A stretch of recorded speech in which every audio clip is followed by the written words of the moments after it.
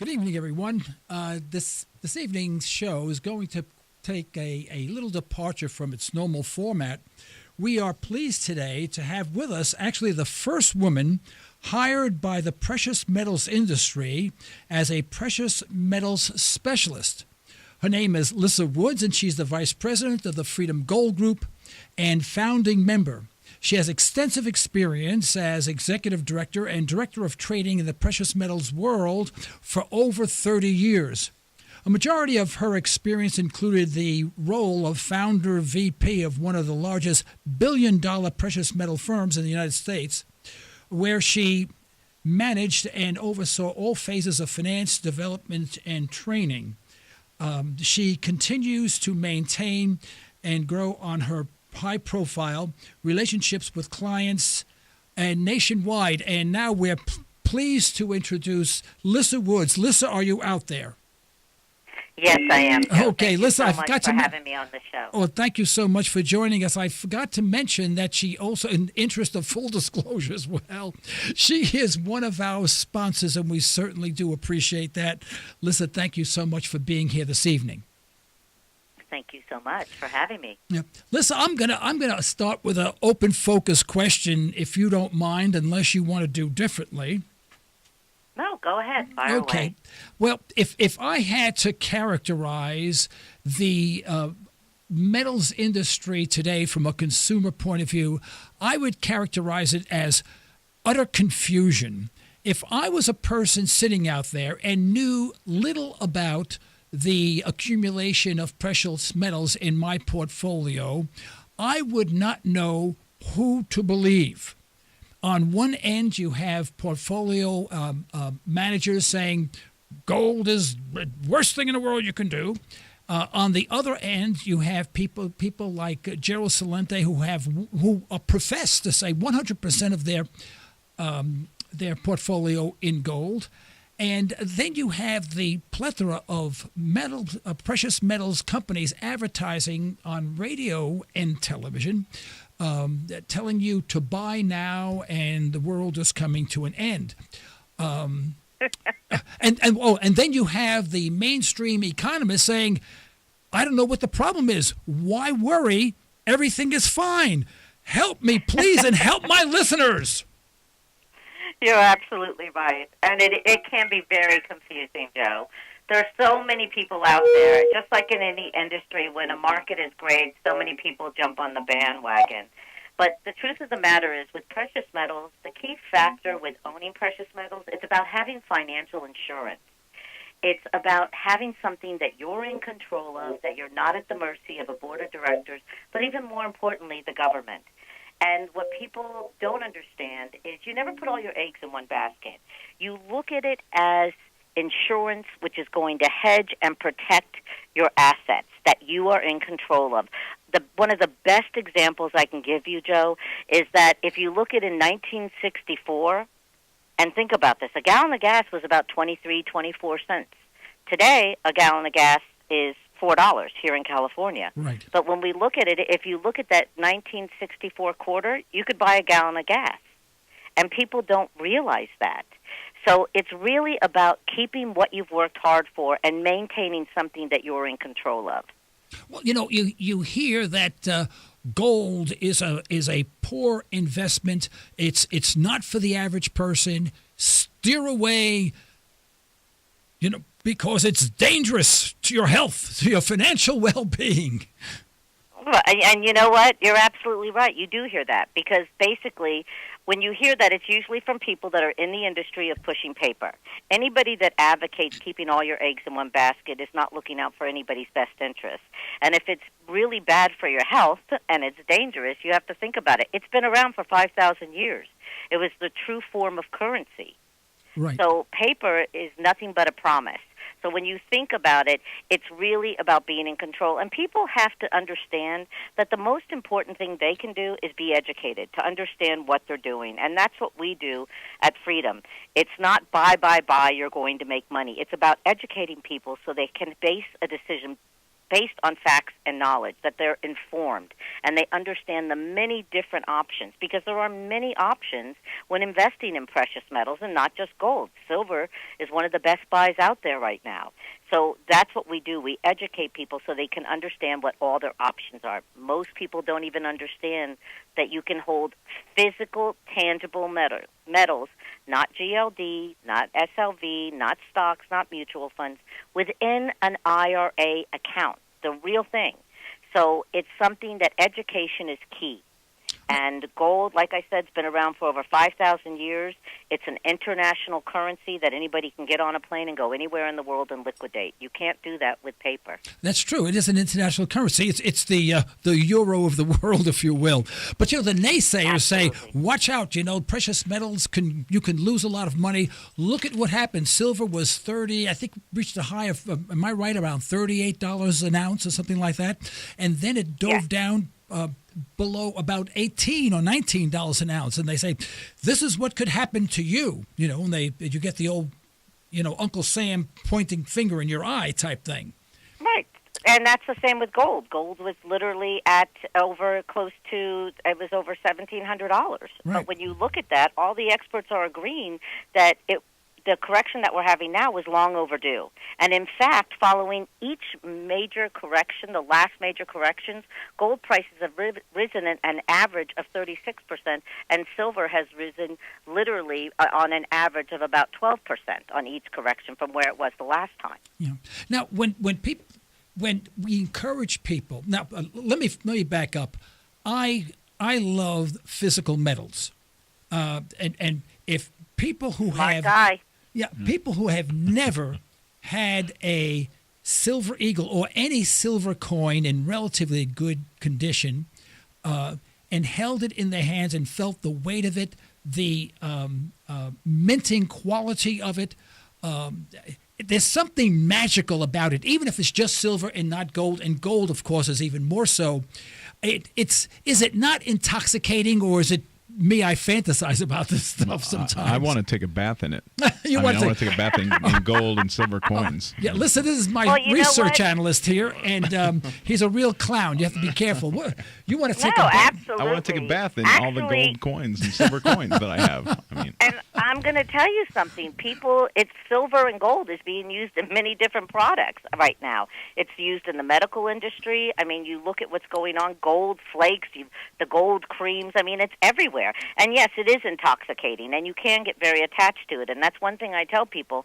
When you take your delivery of your precious metals, don't get attached, because there will come a time when you'll need to move to another asset. So because everything is cyclical. So when you look at that, it's very intoxicating. They are beautiful, and it is real wealth. It is real currency. And it doesn't matter if you have a small amount of money or if you're a billionaire. Every single American should have a small diversification of physical metals. And that's what we do at Freedom Gold Group. We educate people completely to understand why it's so important. Yeah. See, when I have my silver coins, my little stack on my desk, I immediately capture a picture of Scrooge. There you go. I like that. I like that picture too, Joe. Yeah. Joe could play the Scrooge. He could. He can do it. Do we have a caller already? No. It's just 5 minutes before break. Oh, okay, fine. One of our systems are down, so we're doing this mechanically, and we're waving at each other. This looks like the what do you call it? The deck of an aircraft carrier with flags. with and the flags. This is old school. Coming in for a landing. Yeah, right. Well, and so people say, well, look what had happened to. Why would you want to own anything that was at one time $38 and now selling for $20 an ounce? You'd have to be out of your mind to be able to even survive that type of reduction in price.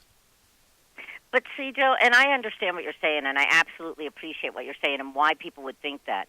But you have to look at this as a long-term hold. Anybody that's looking to jump in, jump out, and people do that. Right. then that's something, then maybe this isn't an option for them. But what I will tell you is if you're looking for something to keep what you've worked hard for, and that's why I say financial insurance, then this is one of the best buying opportunities right now out there. Because what a lot of people don't know is that HSBC, which is one of the largest banks in the world, they bought $876 million worth of physical silver and took delivery of it. Wow. In March. Wow. Now, That you is have huge. to ask yourself a question.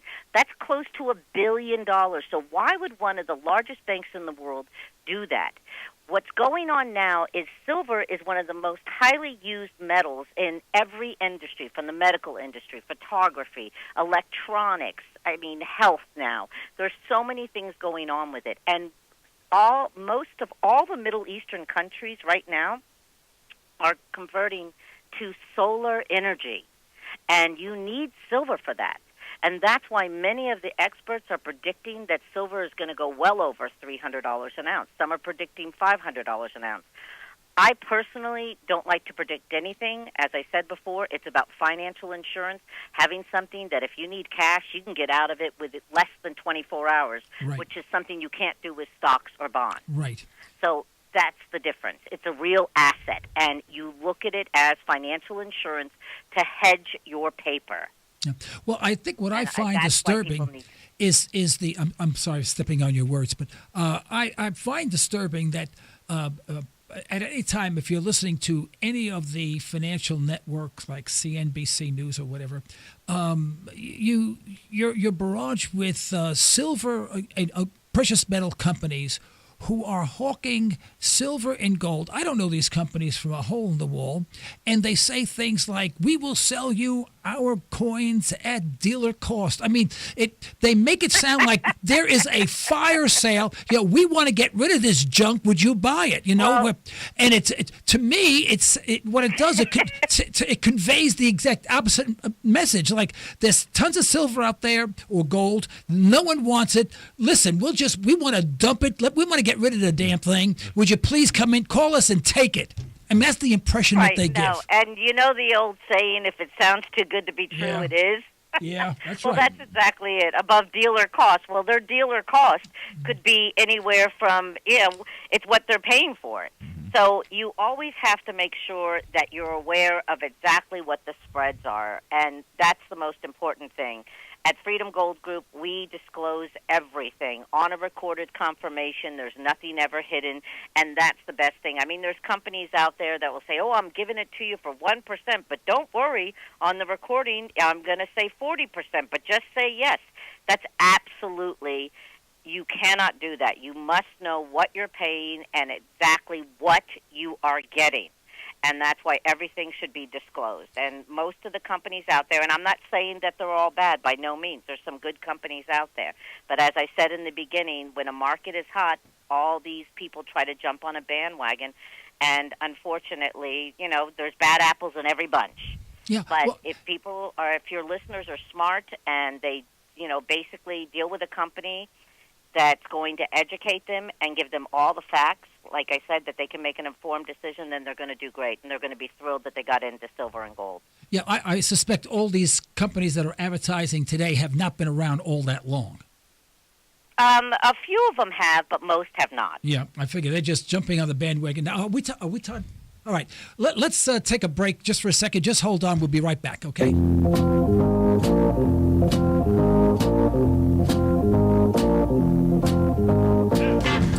I'd like to also mention that Andy Sutton, economist and chief investment strategist, he's from the Commonwealth of Pennsylvania, will be calling in after our hard break, after the news, and he will be joining us, so we'll have a three-way conversation. At that time, in fact, no, we welcome your calls now if you'd like to call, but we hope that we get some flurry of activity in the second part of the program with Andy on the wire so we can get an interchange going. So keep your fingers near the buttons on the telephone, 855-866-1170. Let's hear from you. And, of course, our email comments at libertytalkradio.com. Lissa, what do you tell prospective customers when they call? Because most people who are going to call you are not going to be erudite in the area of economics, finance, commodities, and portfolio management. I guess I covered all the grounds there. They're calling and saying, basically, help me. What do I do? What do you tell them? Well, basically, we work with them individually, and we go through what they're looking to achieve. Some people are looking to make a quick buck. Some people are looking for something that can grow for long term. So what we do is we work with each individual, and we ask them a series of questions, and then basically we give them the information. We have a wonderful website with a tremendous amount of information, breaking news on it, which is freedomgoldgroup.com. But we work with each individual, as well as we are available 24/7. Unlike most people with their financial advisors or planners, every client, every person has our cell phone numbers. Whoever they're working with, they will have their cell phone number that if they need something, they have access to them 24/7. So basically, we tell them, number one, you don't put all your eggs in one basket, and you want to be diversified. So with a combination of silver and gold, as well as their paper assets and real estate, you will have a nice diversified portfolio to protect yourself and your family and your loved ones for their future. Well, I have to express a warning, a caveat to all of this. No. Here it is. Oh boy, here we go. No, everyone in the studio looks at me. They roll their eyes. Yeah, I got a bunch of clowns here. I'm scared. I'll be very honest with you. I'm not hiring from Clown College anymore. I'm telling you. But no, here's the caveat. I was grandfathered in. Here's the caveat. I know people say diversification. Once you hold a gold or silver coin in your hand, it is difficult to comply with that principle. Well, You went dead, didn't you? No, I'm serious. It's easy to fall. It's like that song. You're falling It's in so love. easy to fall in love. It's Well, one of those things. You really, and then you start We go thinking, back well, to the maybe I could, Scrooge. maybe if I We go had a back little to bit more, Scrooge. maybe. And you never, ever, and I've spoken to people about this. You never, ever have enough. Well, maybe, It's if the funny. price goes down $2 more on silver, I just have to tell, my wife is here in the studio. Also have to tell, well, honey, it's your time to go, I have to sell everything. I have to buy a few more coins, I love you, honey. I'm only kidding. All right. But isn't it intoxicating? Isn't it difficult to say once you truly understand the economic ramifications of what is going on today? It is incredibly difficult. I mean, truly understand, if you're the type of person like me where you study finance and economics, it is incredibly difficult to say, okay, I'm only going to have my 10 or 20%. and I understand that because I've dealt with people like that. They call up and they want to keep putting more and more in because it is intoxicating. And it is something, and they know that they're in control of it. Right. It's just everybody's philosophy is different. And like I said before, you don't want to put all your eggs in one basket. And I have had clients call me that literally want to put everything into it, and I have to literally talk them out of it and they keep pushing because they do get hooked into it because it is real. And they know. I have one woman that literally, she lives off her IRA. Every year we do a distribution for her. Yes. And she said never in her life has she had anything like this. Yeah. She said, you've told me what to buy, you've told me when to sell, taking her between different areas in the metals market. It's just, and she literally wants to keep putting more and more. And I'm like, no, you have enough. So it does become that. But it's also the relationship. When you have a relationship with somebody and you're shooting them straight and you're telling them you don't want to do this or you should do this, then, they feel comfortable. And that's what we do at Freedom Gold Group. We really make it a very personalized relationship, and all of our clients become a part of our family. Right. We had the author of the book Micro-Secession last week, and we don't have guests very often. In fact, we have had guests 2 weeks in a row, and that's, in fact, unheard of for this program because I usually rant because there's enough to rant about. And it was very interesting. I had him on the program. In fact, he was here from Oklahoma, so he came to the studio. And what was interesting is that what he was saying is basically what I had been saying for years, and I've been broadcasting now for over 9 years. And that is, it's time to divorce yourself from the system. And he took a much more pragmatic approach in his book Micro Secession, but he was saying the same thing, but he had specifics of what to do. And I learned a lot by reading his book, and I think our listeners learned an awful lot by listening to him. And I forgot where I was going with that.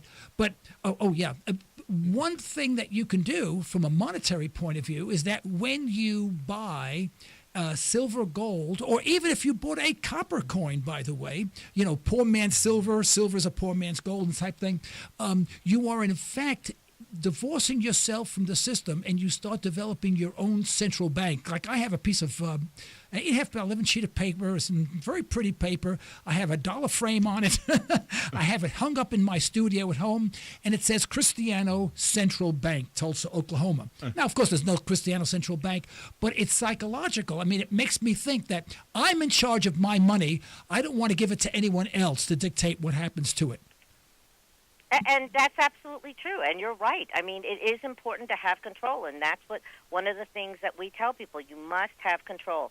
People, it's so sad because so many Americans are under the illusion that their money's insured in the bank. Right. And what people don't understand is that the banks, the Federal Reserve is a private corporation. Right. And it is not a government entity. And when you look at that, if you take $100,000 and put it in the bank, they only have to hold $4,000 of your money. They take that other $96,000 out, and it's out there, whether it's in mortgages or in derivatives, whatever they're doing with it. It's just something that people are not aware of. And the FDIC is only required to hold 1.15% of all deposits on hand. And the key words are on hand. So that's $46 that they should be holding to insure every $100,000. Think about it. That's insanity. So, yes, Joe, I agree with you 100%. Every single American should be their own central bank by having something that they're in control of. And if you can't afford gold, you get silver. It's just so important, and your philosophy is absolutely correct. A friend of mine went, this is a few years ago, in fact, this was a credit union, a very big credit union here in Tulsa, and he wanted, I think, $10,000 or $5,000, and he said, I'm going to buy some silver. I said, good idea. He went there, and I think he went there on a Friday, and they said, fine, come back Wednesday. Really? And he went nuts. He called me. He was screaming at me. I said, what are you screaming at me for? This guy didn't know where to go. It was as if the entire economy collapsed, but it was a taste of what could happen. Now, there was nothing horrible going on. It's just that they don't have the money. The assumption is that, you give them $5,000 and they put it in the back in the safe, and there's $5,000 with your name on it. It ain't anywhere, No. And no, it's nowhere to be found. Yeah, this guy went, you have no idea how nuts he was. As soon as you put it in there, Joe, it's long gone, believe me. That's right. When they regulated the banks and allowed them to start playing in all the derivatives and the markets, that's when this has become a big problem. Yeah, and it's happening more and more. I hear it all the time where a client will go to pull some cash out, and they're like, well, we don't have it. You need to call us to make an appointment. I had clients that wanted to buy a new car for their daughter, and they wanted to pay cash for it. They had to go to 6 different banks. Make an appointment to get your own money. But listen, every time they went, they said, well, why do you want this cash? They were acting like it's their money. Like it's their money. Yeah. And they were interrogating them. I mean that's ridiculous. insanity. Yeah. We're going to come back. We're going to go on a break in about 1 minute, Lissa. But when we come back after the break, we'll have to listen to the news and whatever. Of course, we'll probably learn about the latest thing with Trayvon Martin, because it's the only thing going on in the world. Forget about the wars that we perpetrate all over the world, exactly. And the economy and all this other stuff. And the millions of people out of jobs. That's nothing. Trayvon Martin trial, that is important. But when we come back, we should hopefully have Andy Sutton here. And I'd like our conversation maybe to revolve a little bit more about around the economy and the mixed signals that we're getting from the mainstream media as to what kind of condition we're in and stuff like that. And I don't want you to go anyplace. Would you please hold on to stay with us for the second half? Absolutely. Okay, very good. Are we ready for break now? We ready to go? Ready Okay, to go. just hold on. Let's go. For those of you just joining us, we have Lissa Woods, Vice President of Freedom Gold Group, on the line as well. And I think just joining us, we have Andy Sutton. He's the Chief Investment Advisor and Economist for Sutton Associates, Commonwealth of Pennsylvania. Probably one of the most brilliant minds regarding finance and the economy, and absolutely the best dialoguer that there is, a blogger that there is in the world on the subject, because he takes complex subjects and that even I could understand. Lissa and Andy, are both of you on the line right now? Yes. Hi, Andy. Oh, we don't hear Andy. Andy went away, so hopefully he'll call back. Andy went away. Yeah. Did, All right, did we do something to get him mad? He was on hold, and he just went away. Hold. So. Okay, I think he's coming back again. MIA. Here he is. Okay. You know, this has never happened before, Lissa. I want you to know That's okay. we never have problems like this. Oh, that's what makes it interesting.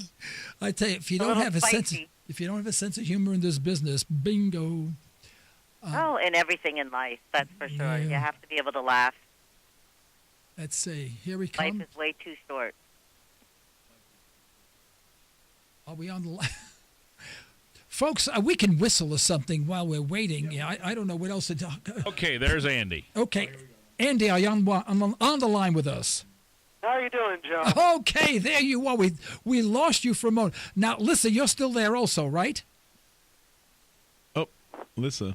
Lissa? Uh-oh, we lost now Lissa. we've lost Lissa. Well, that's okay. I mean, This is not we'll get too her back. embarrassing, is No, it? we No, know of what's course. going Let's- on. We know exactly. Can we talk about? Let's talk about Trayvon Martin. Hey, Joe, you and I could sing a duet. Oh, yeah. I'll- And the I'll do the contracts will music be with my flying mouth, in, yes. right? Right. Yeah, oh my goodness gracious! Yeah, I don't know what's happening here on the board. You know, I was here this afternoon. We were shooting actually a movie, and I'm in this movie, believe it or not, and everything went dead. I mean, the light in the entire building, everything went out, and then everything came back on again. I'm sure all of the electronics went Wow. bananas. You know, so it was kind of interesting. Right in the middle of an interview for a movie. Oh, we're still waiting. Well, you know what? While we're waiting, Andy, thank you very much for joining us. We're not going to sit around, and I'm sure the board will get Lissa back on again. You know, have you been listening to the program? Had a chance to listen in? I did. I've been listening since the beginning here. Okay. I've been making notes, and there was Oh, one no. thing that I have in huge capital letters. So Okay. whenever you want to get to that, we'll get to that. Well, why don't you take over? Okay, Yeah, since go right since ahead, we lost yeah. our other listeners. You've got some All capital right. letters. I mean, let's go. Okay, I've got some. You guys were talking about people going to the banks and asking for cash and getting interrogated like you're some sort of a terrorist or malefactor or something along those lines. Here's the thing: when you go into the bank now, and people need to understand this, when you make that deposit, that does become their money. You are not a depositor anymore. You are an unsecured creditor. And Joe, I know you're familiar with the pieces that I put out over the last couple of months about this. Absolutely. Not something that you'll hear about on CNBC, unfortunately, and some of these other mainstream outlets, but there's been some very important changes that have been made to depositor status, and they've been made very subtly. So when people are treated like it's not their money anymore, that's really the case. It really isn't your Right, money. You're right. basically the equivalent of a bondholder now. When you put money in the bank, your paycheck, a gift for a birthday or whatever, it's like you're investing in that bank. So that's how you have to approach that. And if you want to invest your bank or your money, I should say, I'm sorry, in a bank that plays in the derivative cesspool, is leveraged 50-1, you stand a pretty good chance you're probably going to lose it at some point. Yeah, but what's really interesting, Andy, is that when you speak to many people, they say, "Oh, I don't put my money in the stock market. I don't put it in metals. I keep my money in the bank." and you look at them and you go, you don't know where to say. You don't want to say anything because you honestly could not. They're not they're not educated enough to accept an answer, to understand what you would be saying. They would just look at you like you've lost your mind, because all their lives they've been indoctrinated in believing that the dollar is as good as gold, and and portfolio managers do the same thing. They say, well, keep so much in cash and so much in bonds and all that, and then you can put some in stock. And it's today it happens to be the reverse, and there's no conversation there. Oh, absolutely. There's no ability.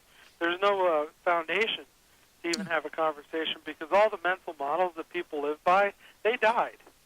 And people don't even realize it. Our world changed forever over the past, 25, 30 years. People would argue even since the gold standard, and that would be valid as well. Some would go back and say even, with the beginning of the Federal Reserve, 100 years ago, that our world changed forever. Right. It's been so incremental. It's been so slow. Right. People have not been able. It's like the frog in the. That's the right. hot The perfect. water. Yeah. But Andy, I think we may have. Lisa, are you back? No. Nope, she's not Oh, back okay. yet. Boy, this is great. Oh, I'm Oh, here. there you are. Okay. Lisa, are you back? I'm here. Okay. There you go. I'm here. Now, Andy, are you there? Hi, Andy. Andy, are you there? You're there, Andy, aren't you? I'm here. Yeah, Okay, there you go. all right. They're both there. All right, Everyone's okay. aboard. Everyone's here. Yeah. We made it. Listen, Andy, listen. Okay, we're okay now. We only lost 95% of our callers, but the other 5% are the important ones. Well, Those are the ones we really like. yeah. That goes to show you what power outage That's- is for. Yeah, well, just think, if there's a nationwide power outage, you probably need silver coins to get around. But so much of what the value of any commodity is, it could be wheat, copper, coin, nickel, anything, gold, silver, is almost dependent somewhat on the strength of the economy and the strength of its currency. Andy, would you talk about that, please? Well, you put it in a nutshell. If you have something that can be replicated at will in infinite amounts, and that's basically what the U.S. dollar is now. People call it vernacular, printing press. It's not even a printing press anymore. I mean, you've got 8 to 9, maybe 10% at the most of our money supply is in actual paper money. Right. The rest of it's all digital. It can be created, destroyed, with the stroke of a keypad, the click of a mouse. That means it's worth nothing, ostensibly, because there's the ability to just make infinite quantities of it. You take anything that's tangible, whether it's wheat, corn, oil, silver, gold, copper, all those things, you can't do that with those. So they automatically have intrinsic value, especially since we need all of them in today's society. And what we've had really over the last 100 years now, we'll keep it to a shorter time frame, specifically, is a systematic destruction, a purposeful, intentional attack on the purchasing power of the U.S. dollar. It's been destroyed close to 96.5%. But why? Why is that the case? Why did they destroy their own currency? Why would a country destroy its own currency? It's not their currency. The gold is the cash. That's Right. their cash. I That's see. their currency. That is the currency of the central banks, the elite, the people who run the show. They want that. They can put all their people on TV and bash it and say all these other things. You know what? And then those guys run out the back door and they call up gold dealers and they buy. These guys, that's their currency. They deal in gold and silver. You deal in their filthy paper. And so they're not destroying their own money. They're destroying your money, and what that basically does, and people are not going to like me for saying this, but I really don't care because they already think I'm nuts, it's basically economic enslavement. You're having to pledge a greater and greater amount of your economic output to meet your everyday needs. So you're becoming basically, a servant to your paper currency system. And gold, and that's why it feels good when you hold it in your hand, because gold, silver, that represents monetary truth. So when you're holding the truth, and you have the truth, you're going to feel good about it. They don't control you when you have that freedom. And guess what? They know it. So they use their little paper games, and, you guys talked about HSBC, one of my best friends in the world. They're one of the biggest players. They're one of the biggest players in the paper game, the paper gold, the paper silver game. They love to short a year's worth of mine supply at a shot. And then what they do is they sneak in the back door and they buy the real stuff at a lower price. And that is Wow. the name of the game. That's their currency. That is their method of trade. That's their method of settlement. Everybody, every central bank, you look at all the charts, they're all buyers. They all started buying about, 2000, 2001, depending on who you're talking about. Gordon Brown, he was selling. Everybody else started buying. So all these banks are buying, and there's a very, very small, and I think Lissa could probably vouch for this, there's a very, very small percentage of people in America that are investing in physical price. I'm not talking about GLD and SLV and all that stuff. That to me is more paper. That's the paper market. Okay. That's for day traders, speculators, and people who are horsing around. The people who are serious, the people who understand what's going on, and she can correct me if I'm wrong, I'm going to say 3 to 5%, 5% being the upper limit. Melissa, what do you think about that? And I have to agree with Andy Yeah. 100%. Yeah. He literally hit the nail on the head. People, they think if they're in GLD, they're okay. And Right. I'm sure, Andy, you know as well as I that they started auditing the vaults, and now it's turning out that what they said was in the vaults for GLD really isn't there. So the only way to have it, Joe, just like you said, is in your hand. You want to be in control of it. Yeah, I was listening to King World News, and there was, I think, a William K., and that may not be his first name. He's from Hong Kong, and this is about a week ago, he emphatically said there is no gold at Fort Knox or West Point. We have no gold.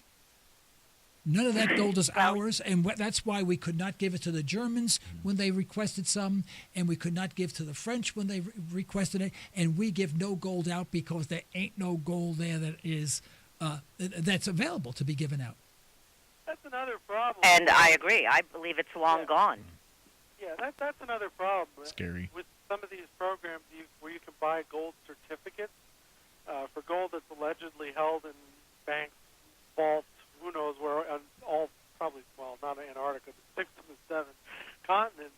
And title is, possession is 9/10 of the law. That's the old adage. I think that's still true. Right. Somebody has to have clear title. When you hold in your hand, guess what? You have clear title. When you buy GLD and they say, well, we have X million ounces of gold, and it turns out 60% of it is futures contracts, that to me is constructive fraud. That's a topic for another day. But when you hold in your hand, you have title. Right, but why? That's the one thing that the system hates. They hate people being able to divorce themselves, as you guys were talking about the first half hour. They hate when people do that. They hate when people have control. They hate when they're not running the show. It's like a bunch of little kids in romper room, and you have the big bully that has to run around and punch everybody and be the big bully. They want you to follow their rules. And gold's truth. It's the nail in the vampire, the lights of the vampire, however you want, whatever that analogy goes. That's what it is. And I strongly recommend all of our clients. We handle paper stuff. I tell them the same thing Lissa tells them. You've got to have physical metal. Well, can't I buy a mutual? No. You want to play with miners and all that other stuff, that's a different story. You need to have real money. Has the government ever come out and given an explanation as to why it wouldn't give Germany their gold? And it wasn't all of it. They just wanted a portion of it, but now they have to wait 7 years. Did they ever give an explanation why? It's like going to the dry cleaner and saying, here's my ticket for my suit. And they go, sorry, come back next year. And yet you didn't hear a peep from anyone, especially in the mainstream media and the news. If we had a true reporting mechanism like we did back in the old days, they should have been all over. They should have made the Trayvon Martin trial seem small. Trivial. Absolutely. Let me tell you something quick about our media. They're so brain dead, these people that read these news headlines, that one of the anchors out, I guess in California, got stuck in reporting the pilots of that plane that crashed the other day. As there were some phony names, and it was all funny and all that kind of stuff. It was a spoof, and they read it off a teleprompter. You're not going to get any kind of intelligent questioning. Yeah. The idea of the investigative journalist. Yeah. You've got some guys that do it independently, but our media doesn't investigate anything. They read off a teleprompter. Yeah. And nobody gave an explanation, and our government's not going to, because it was the Fed that was asked for the gold. The Fed is not part of the government. They're separate totally. Right. So the Germans asked the Fed told the Germans to pound sand, and ostensibly that's all that's going to be the the end of it, but I can tell you this much: the Germans are not happy about it, and if they can get their 2 bits back for that, they're going to. Do you know that's actually a grounds for war? Sure, that's an act of war. It's an act of war. And yet we just go around our merry way as if Not nothing giving them happened. their gold. That's right. That's exactly right. I mean, if they declared war on us, it would be legal in international law. Isn't that amazing? And yet no one, just think if people were awake and understood that, and understood the ramifications of what that happened when that occurred, what would have happened to the currency markets? It's called a default. Right, and That's right, a default, right. Go ahead, Alyssa. well, I was just going to say, Joe's absolutely right. They're not awake. People are not awake. They don't understand the magnitude. Everything that Andy said is true. People don't get this. It's just like the interview with Bernanke, that inflation is too low. I mean, you have to be kidding me. Right. I mean, it's insane. When you look at it, inflation's too low. I mean, eggs in the last 10 years. I mean, we have a great article on our website that talks about it. It's the first article there under breaking news. Eggs are up 73%. Coffee's up 90%. You're telling me that inflation's too low? I mean, the guy is a puppet. That's all he is.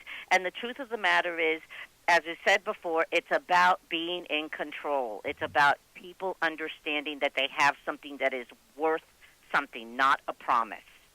And it is so important. Yeah. I want to hear from our listeners. It's a good time to call because we're running out of time, but we can take a couple of callers. 855-866-1170. Please call in with your questions or comments or worldview. 855-866-1170. Of course, your comments are always welcome to comments at libertytalkradio.com. 855-866-1170. Let me hear from you. All right. Now, what about it's all predicated, Andy, on the economic situation. If you listen to mainstream television, it seems like things are getting better, albeit a little slow, but they're getting better. The economy is recovering at a slow pace, so just be patient. Everything is fine. Did I characterize things properly? Oh, perfectly. Well, see, that what the problem is they've conditioned people and desensitized people now to expect that, well, we can kind of muddle along here, and that's what I call it. We're basically muddling along. Nothing real big's going on. Economically, I mean, you don't have, well, people say, Andy, you don't have bread lines. Well, I would argue that SNAP is the biggest bread line in the history of the human race. That's right. That's another topic. Right. Yeah. But people don't understand the massive amounts of funny money that are being used as props to maintain this where it is now. You look at all the deficit spending, $1 trillion+ a year. The Keynesians will tell you, well, that doesn't matter in the long run. I'm telling you, the Europeans are finding that out firsthand. It does matter, right. And it does end. And people think, well, we live in America. We have this cloak of immunity. And I'm going to tell you something. People maintain that mindset at their own extreme danger right. anymore. When you have to spend $1.5 trillion as a government, I'm just talking to government. I'm not talking about what they're doing to keep the banking system solvent and all the quiet bailouts that have gone on, the latest being CIBC over in China, just to keep this whole sham going.